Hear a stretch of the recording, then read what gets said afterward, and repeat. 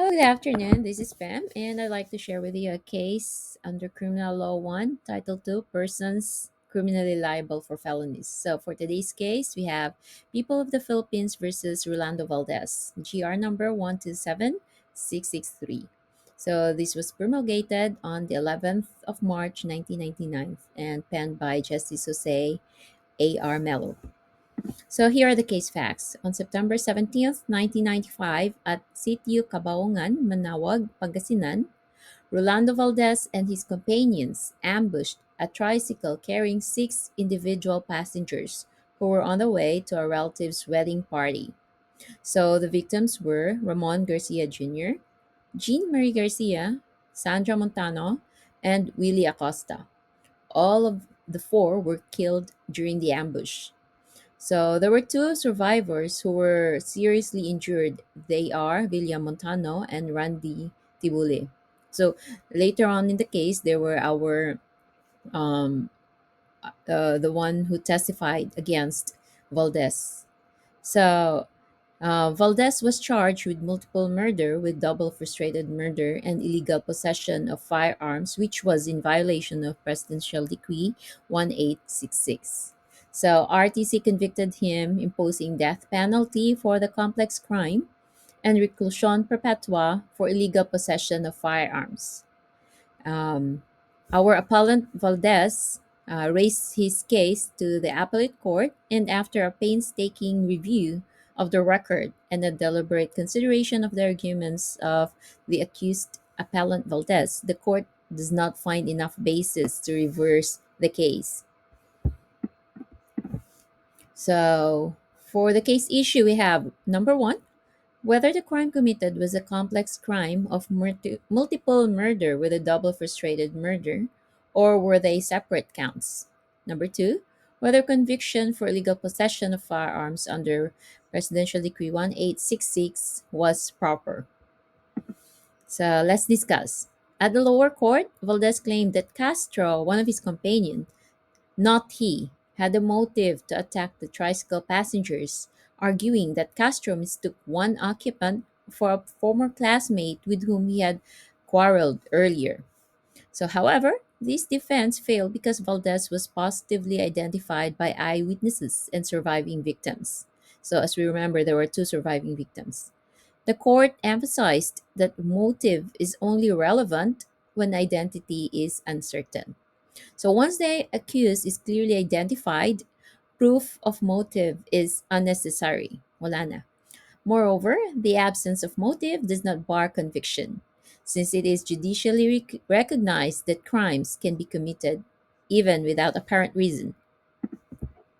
So the lower court rejected Valdez's argument, noting that police affidavits did not exclude other perpetrators and even supported eyewitness testimony, identifying him as one of Castro's companions.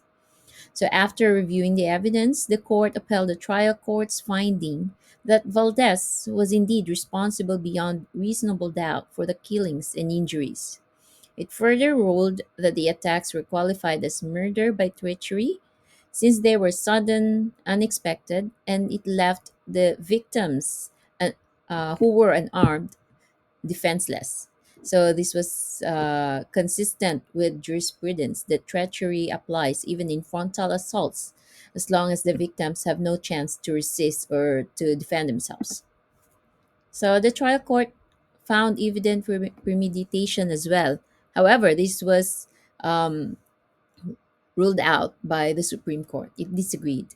So it discussed that while there was evidence of an altercation involving Castro and indications that the assailants armed themselves and lay in ambush, this did not satisfy the strict requirements of evident premeditation. So strict requirement. So for evident premeditation to apply to be proven, there should be at least three elements that should be satisfied. Number one, the time the offender decided to commit the crime. Number two, an act showing persistence in that decision. And after a certain period of time, there should be a sufficient time for reflection before the execution of the crime. So the court stressed that mere motive or preparation is not enough. There must be proof of cold, deliberate planning with time for conscience to overcome intent. Since this number three element was lacking, evident premeditation could not aggravate the defense or the offense. I mean, so the trial court ruled that evident premeditation was absent, since the assault followed immediately after a heated argument, leaving no time for calm reflection. It also held that abuse of superior strength is absorbed in treachery and thus cannot be considered a separate aggravating factor. So, with no other aggravating circumstances proven, the court modified the trial court's ruling. So, instead of imposing the death penalty for complex crime and reclusion perpetua for illegal possession of firearms, it reduced the sentence to four counts of reclusion perpetua for the murders and two indeterminate penalties of prisión mayor to reclusion temporal for the frustrated murders. So that's like how many lifetimes for reclusion perpetua. So, however, the Supreme Court discussed Article 48, penalty for complex crimes. When a single act constitutes, oh no, this is still the appellate court, I'm sorry. When a single act constitutes two or more grave or less grave felonies, or when an offense is a necessary means for committing the other, the penalty for the most serious crime shall be imposed, the same to be applied in its maximum period.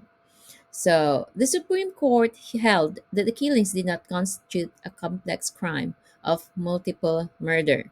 So, that answered our first issue. Since they arose from separate and distinct acts by multiple gunmen. So, after firing at different victims, the presence of several bullet shells and the victim's positions made it impossible for a single shot to have caused all deaths. Thus, Valdez was found guilty of four separate counts of murder for the four fatalities and two separate counts of frustrated murder for the survivors. So, rather than one complex crime. The Supreme Court ruled that following the People versus Molina in 1998 and People versus Feliteo in 1998 as well, there can no longer be a separate conviction of illegal possession of firearms under PD 1866 because a new law, Republic Act number 8294, amended the former law, treating firearm possession only as an aggravating circumstance when linked to crimes like homicide and murder.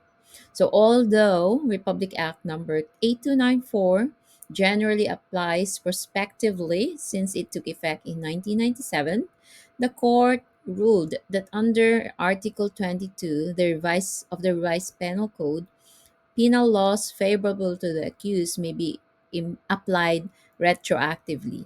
So, general rule prospective yung application, but for this case, they applied it retroactively. Why? RA 8294 was applied to Valdez case, even if it was committed in 1995, to spare him from a separate conviction for illegal possession of firearms, leading to the dismissal of that charge. So the court ruled that the use of an unlicensed firearm could not be treated as a special aggravating circumstance under RA 8294 since doing so would unfairly increase Valdez's penalty from four reclusion perpetua to four death sentences. How many times can you kill one person? Diba? So because this aspect of RA 8294 was not beneficial to the accused, and I don't even know how could they do that? Patayin mo ng three times more. It could not be applied retroactively. Otherwise, it would amount to an ex post facto law, which is also unconstitutional. So, this dispositive portion of the case, wherefore premises considered, the decision with respect to criminal case number U8747 is hereby modified. Accused appellant is found guilty beyond reasonable doubt for four counts of murder, two counts of frustrated murder, and criminal case number U8749 involving Presidential Decree number 1866 for the illegal possession of firearms is hereby dismissed. So ordered. Thank you so much for listening. And if you'd like me to share more videos in the future, please subscribe to my channel. Thank you. Have a good day. Goodbye.